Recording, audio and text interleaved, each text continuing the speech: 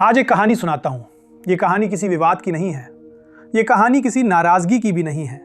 ये कहानी उस पल की है जब आदमी को समझ आ जाता है कि अब रुकना आगे बढ़ने से ज़्यादा मुश्किल हो रहा है।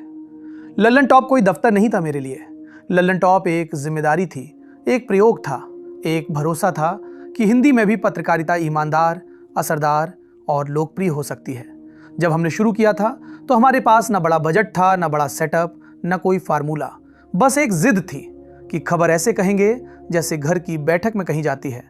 धीरे धीरे लल्लन टॉप एक प्लेटफॉर्म नहीं रहा, वो एक आदत बन गया, दर्शकों की आदत और हमारी भी।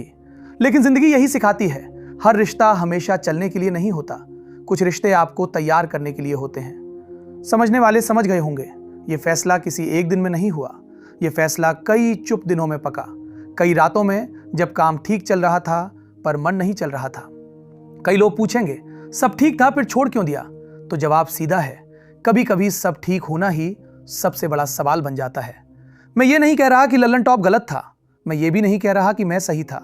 मैं सिर्फ इतना कह रहा हूं कि अब मेरी यात्रा मुझे कहीं और ले जाना चाहती थी। लल्लन टॉप ने मुझे बहुत कुछ दिया, नाम दिया, पहचान दी और सबसे जरूरी आपका भरोसा दिया। और भरोसा ऐसा होता है जिसे छोड़ते वक्त हाथ कांपते हैं। लेकिन अगर आप किसी जगह सिर्फ इसलिए टिके रहें क्योंकि लोग आपको पहचानते हैं तो आप धीरे धीरे खुद को खोने लगते हैं। मैं खुद को नहीं खोना चाहता था।